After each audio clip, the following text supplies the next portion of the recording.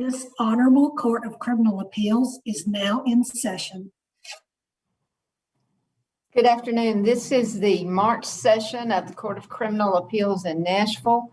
The panel this afternoon is Judge Kelly Thomas from Maryville, Judge Robert Montgomery from Kingsport. I'm Norma McGee-Ogle from Sevierville.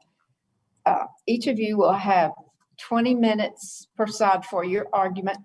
And if you would like for any rebuttal time, please let me know before you begin your arguments.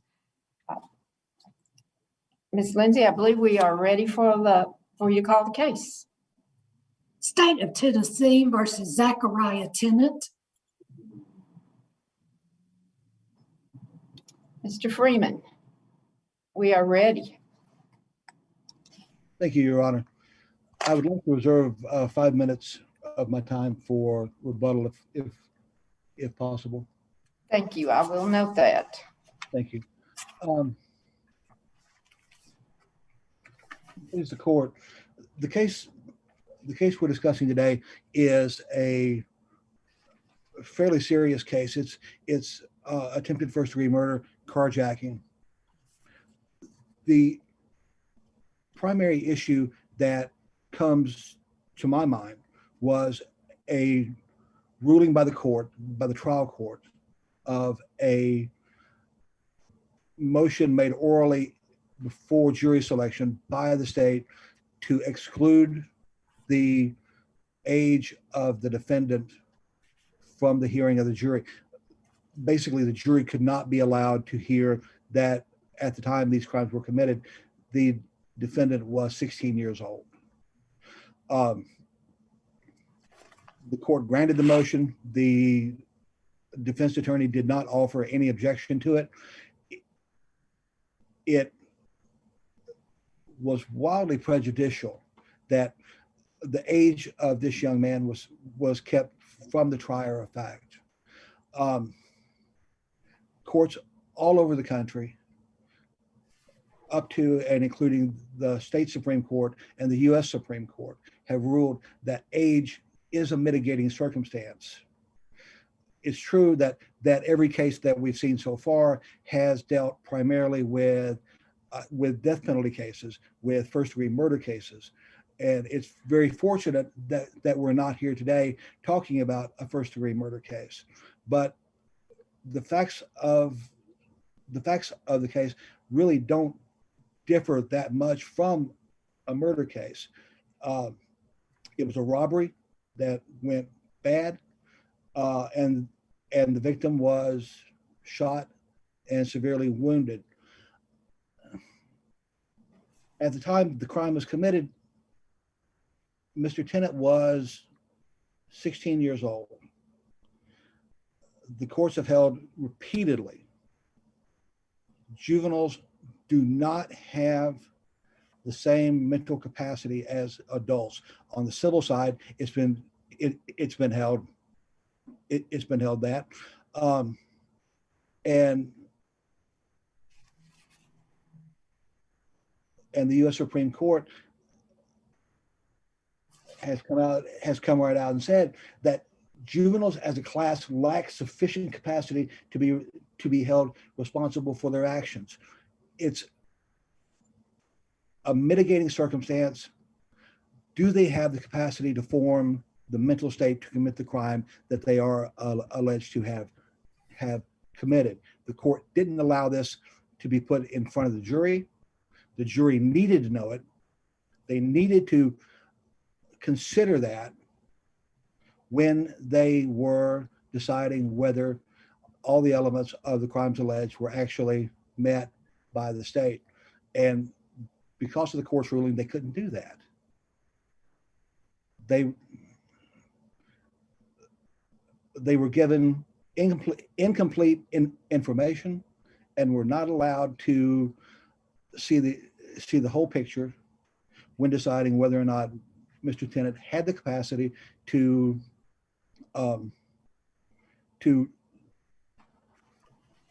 commit these crimes.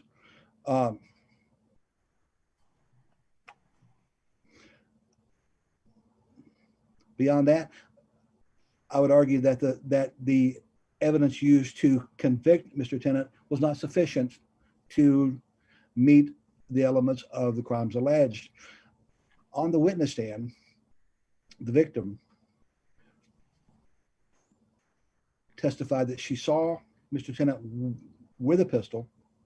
She saw him fire that pistol at the ground, but could not say that he was the person who fired at her, hitting her. She also testified that two other people there may have had guns. She didn't know if they had guns, but they may have had guns. She wasn't really paying attention to what was going on. She was trying to get away as quickly as she could. When Mr. Tennant was taken into custody, there were two other young men in the car with him. They matched the description that she gave police that of the two people who were also involved in this carjacking. There were two weapons found. The weapon that has been attributed to Mr. Tennant and his possession of it was never shown to have been fired at her. It was never shown that he actually held the weapon. There were no fingerprints, no DNA on the weapon at all. She couldn't testify that he was the person that shot her.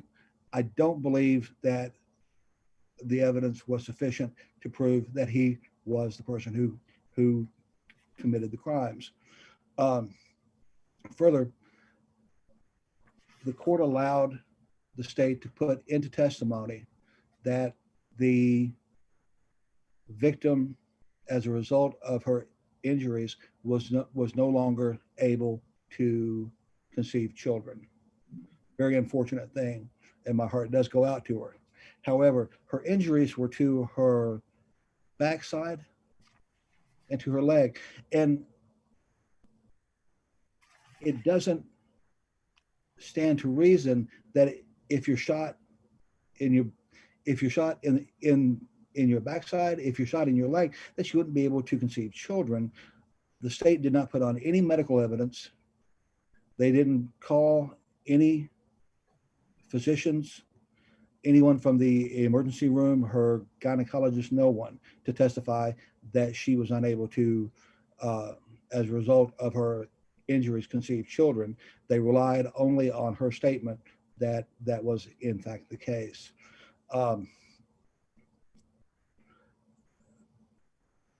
We would pose that the evidence used to convict Mr. Tennant was insufficient on its face, and it's not reasonable that the jury could not find a reasonable doubt in her testimony or in the other testimony put on by the state.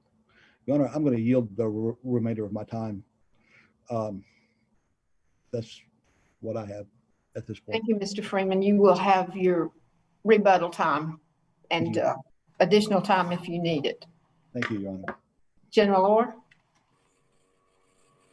Good afternoon, Your Honors. May it please the court, Courtney Orr on behalf of the state. First, the record is inadequate to review the defendant's claim that the trial court improperly excluded evidence of the defendant's age at trial. Simply put, I have not been able to find any record of this motion within the appellate court record filed with this court. The defendant says in his brief that it happened immediately before jury selection, right after the court denied his motion to continue for substitute counsel. However, I reviewed the record several times, and there's no oral motion from the state at that point of trial at all. Instead, the defendant had filed a motion to continue and substitute counsel, which the court denied. The court then recessed to allow the defendant to change into street clothes. And when the record next picks up, the defendant addressed two motions in limine regarding evidence to be excluded at trial that had nothing to do with the defendant's age. The state made no motion at that point, and as far as I can tell, there was no motion made to exclude the defendant's age, nor any order disallowing evidence of the defendant's age at trial. So we submit that the record is wholly inadequate for review of this issue, and under Rule 24, this court may not make a ruling and instead must presume that the trial court's ruling, if indeed there was one, was correct. I will also just briefly note that defendant makes the argument in his brief and here again today that there is a lot of case law suggesting that a defendant's juvenile age is a mitigating circumstance. All of that case law regards sentencing instead of an element or proof to be presented at trial. And indeed, in this court in 2018, in State versus Taylor held that proof of a defendant's young age introduced during a robbery trial violates Tennessee Rules of Evidence 401, 402, and 403. It would not be admissible. Next, turning to sufficiency of the evidence. In his brief, the defendant frames this as a weight of the evidence issue, and I believe he may be conceding here that this court may only review that for sufficiency of the evidence. But for all three of these convictions, the evidence was more than sufficient to support the defendant's convictions. I will just take each conviction in turn, starting with especially aggravated robbery. The victim testified that the defendant pointed a gun at her face and kept the gun pointed at her during their entire interaction. And as she was running away, she saw the defendant pointing the gun at her just before she heard the shots fired. 8 shells were found at the crime scene, and all 8 shells were found or were determined to be from the same gun that was found with the defendant at his arrest. Ms. Hinman was shot 3 times, and I believe there may be some disagreement as to where her injuries were, but she testified that she was shot in her back and leg. The bullets were still within her body at the time of trial. One was lodged in her hip and one was floating in her abdomen. She underwent an 8-hour surgery. She had to use a temporary colostomy bag for 6 months, and she testified that the doctors told her that the bullet had, quote, pulverized her uterus and she would no longer be able to have children. The evidence was additionally, the jury was instructed on the theory of criminal responsibility and the state argued criminal responsibility. So to the extent that the defendant is arguing the state cannot prove that he was the actual shooter that caused these injuries, criminal responsibility was charged. We submit that the evidence was more than sufficient to support his conviction for especially aggravated robbery. Next, for carjacking, the defendant and his companion demanded Ms. Hinman's keys at gunpoint. Ms. Hinman threw her keys in the air as she ran away, and those keys, the defendant and his companion picked up the keys and drove the car away. Ms. Hinman testified that she believed she saw the defendant getting into her driver's seat, and also the defendant continued to drive Ms. Hinman's car for 2 months, and indeed he was seen on Walmart surveillance footage about 2 months after the offense still driving her car. Finally, as to employing a firearm during the commission of a dangerous felony, again, the defendant aimed the gun at Ms. Hinman's face. She testified that she was able to identify him with 100% certainty, and shell casings at the scene matched the gun that was found with the defendant at the time of his arrest.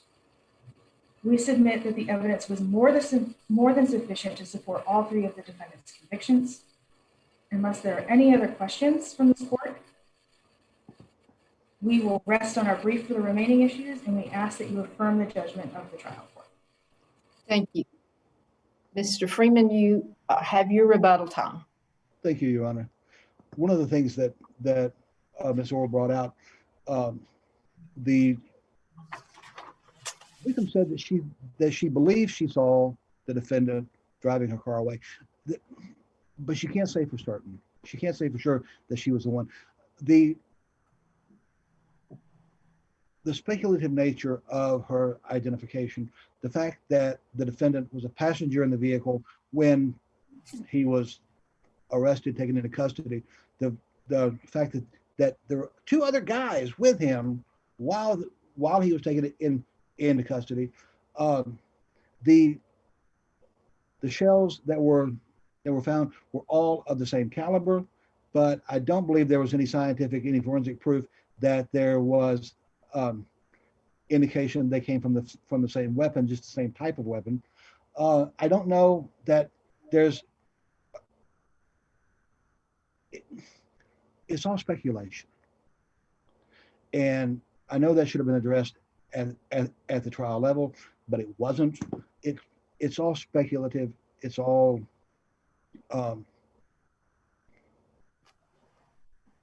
it falls short, in my view, of what is necessary to prove the state's case beyond a reasonable doubt. There's reasonable doubt all through this case. The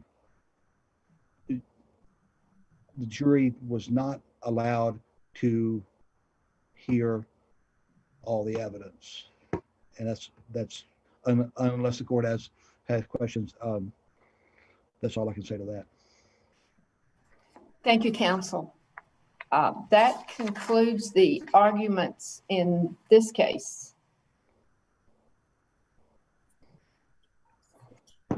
This This Honorable Court of Criminal Appeals stands adjourned. Thank you.